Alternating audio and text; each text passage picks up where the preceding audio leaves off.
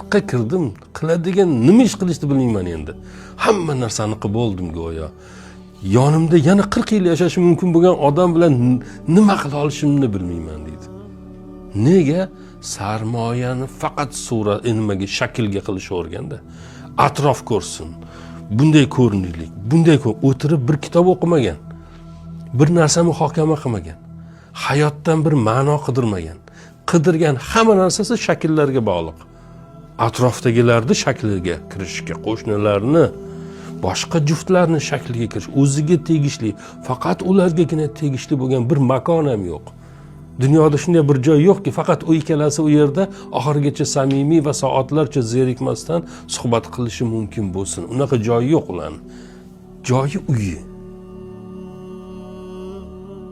Tamam. Va u qadar bir-birini oldida bemalol bo'lib ketganki, o'zini aslidan yaxshiroq qilib ko'rsatishga ehtiyoj ham sezmaydi.